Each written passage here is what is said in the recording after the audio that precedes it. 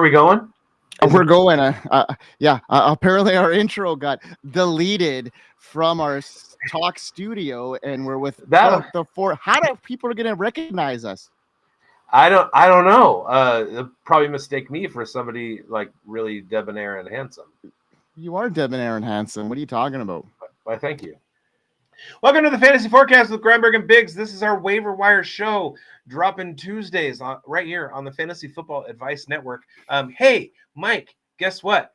The merch store launched. So get your merch, 20% off and free shipping on orders over $99. That's crazy, especially during the holiday season when you can gift all kinds of really cool stuff to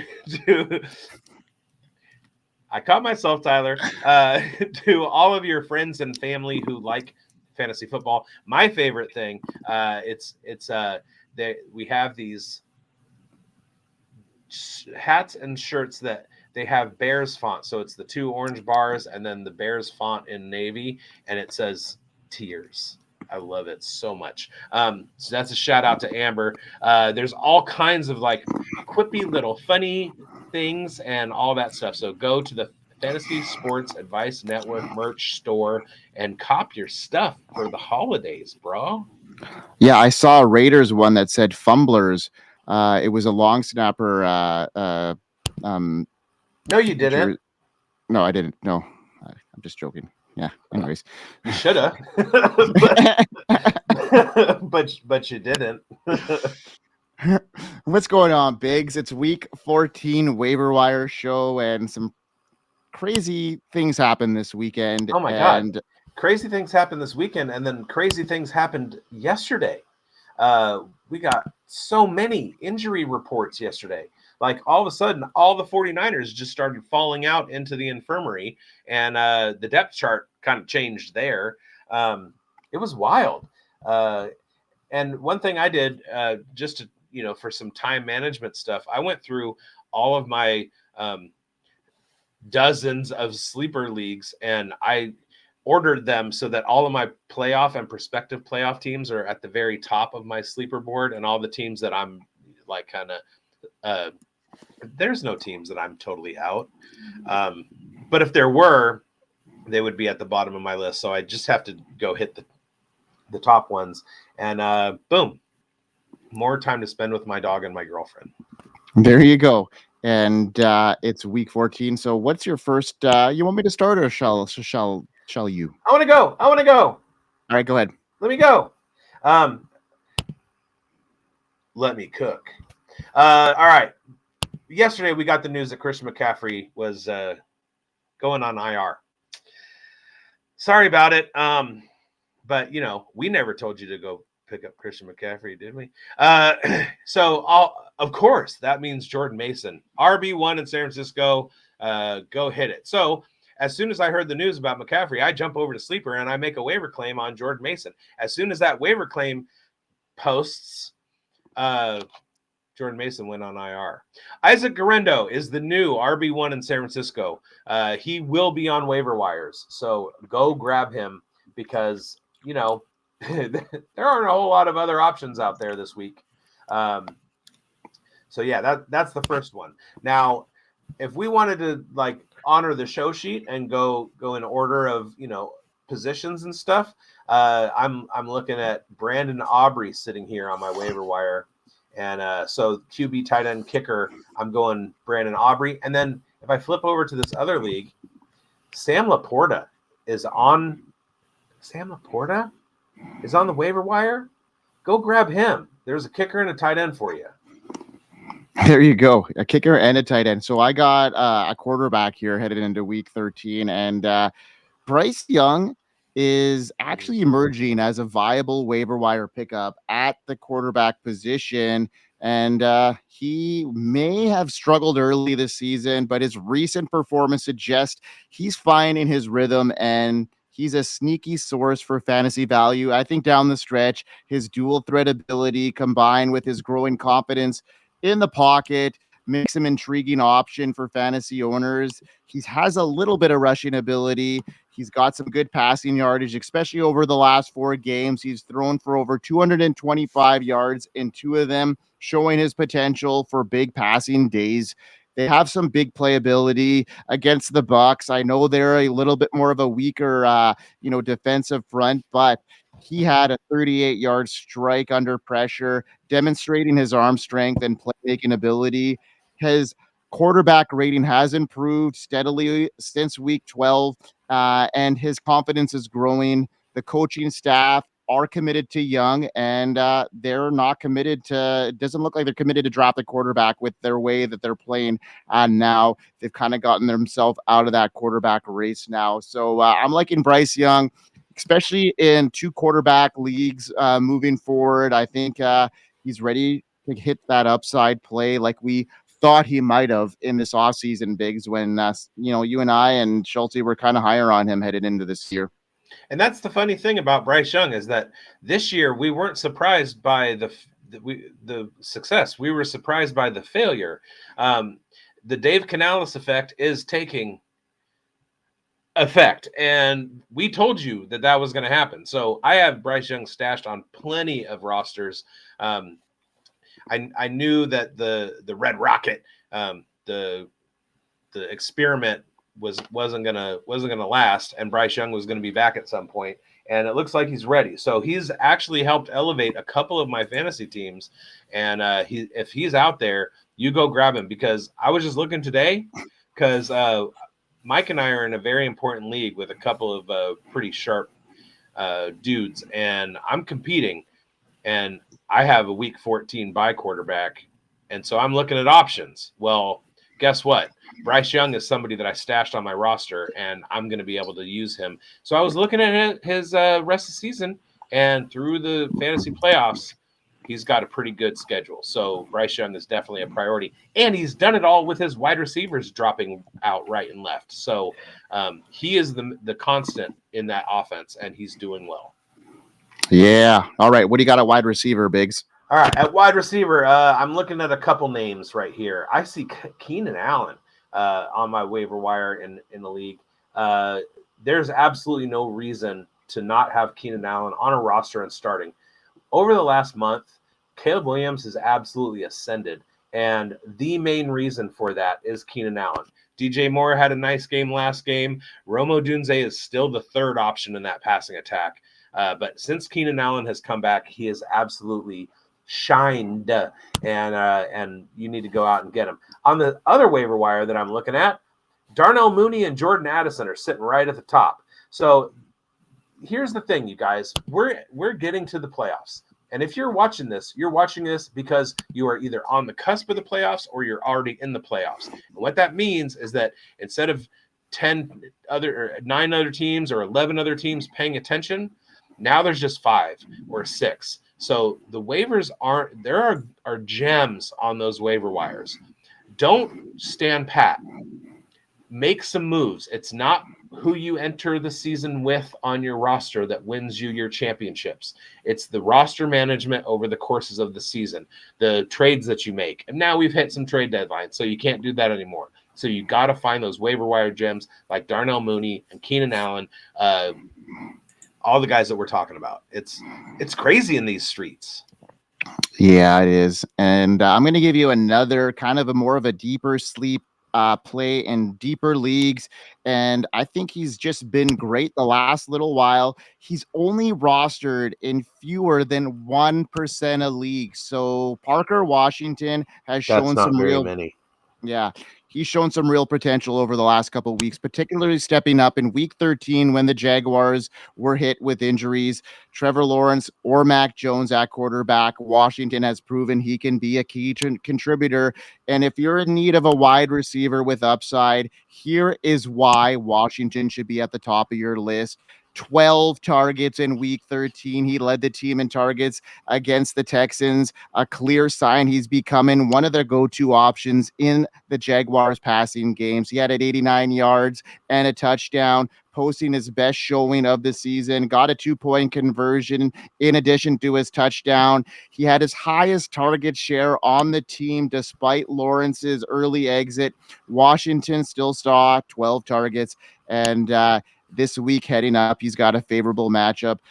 He's going up against the Titans, who've allowed 10 receiving touchdowns in their last 8 games, making week 14 a prime opportunity to get into your lineup, especially with 6 buys coming up this week. So Parker Washington is shaping up to be a sneaky addition to your fantasy roster. So if you need a low roster gem, Washington could be your ticket for a fantasy playoff run. Absolutely. And I'm you and I were huge. We were all in. We were completely sold on the Jaguars offense this year, and they have been nothing short of disappointing. But if there is somebody besides Brian Thomas Jr., who I looked today, he's third in PPR points for rookie wide receivers. So that's pretty cool. Or maybe it was second. It was second.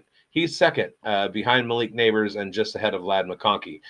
Somebody called that one. But yeah, Parker Washington, he was on my radar last year in a 32-team dynasty league, and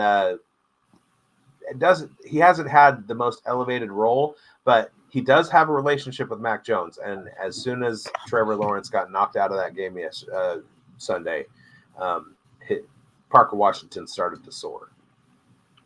Yeah, right on. Okay, what do you got for? You mentioned Gurindo. What else do you have as your running back? Anybody else? Well, I was looking at that because Isaac Gurindo is my number one priority. Isaac Gurindo is the one that I'm spending all my fab on. Isaac Gurindo is a lot of times what I'll do is I'll wait for the waivers to clear so I don't lose my waiver spot. If I have a very high one, I'll let other people go grab the scuttlebutt names that are out there, and then I'll swoop in and grab somebody without losing, just on free agency rather than waivers, right? Well, I'm not doing that with Isaac Gurindo. I'm absolutely losing my waiver order. I'm spending as much fab as I need to go out and grab him. Looking real quick on these other waiver wires, we've got that one just did me dirty. Isaiah Pacheco, he's on a waiver wire. Tyler Algier, he's a good handcuff to have just in case.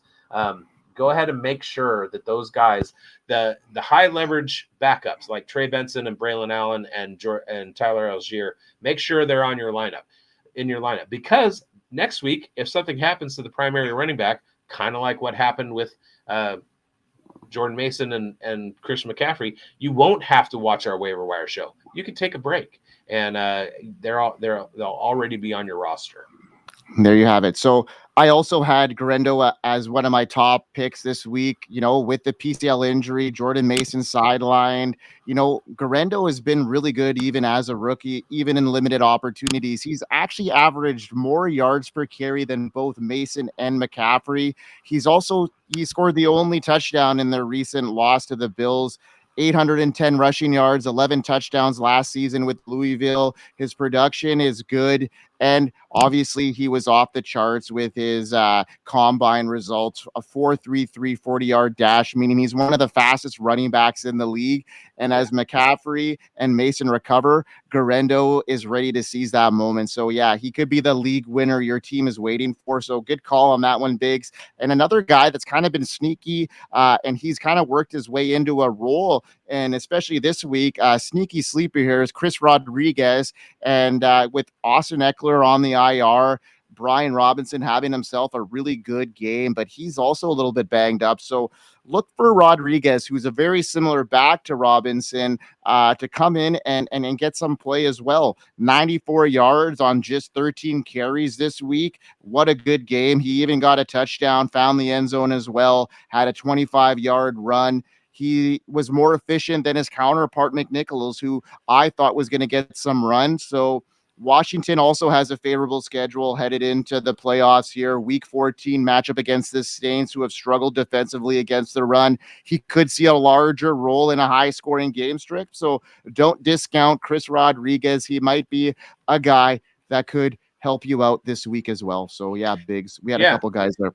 And Chris Rodriguez was somebody that I had my eye on earlier in the season and parts of last year, before there was a heavy usage game for Jeremy McNichols. And then all of a sudden, Jeremy McNichols was the name that was out there.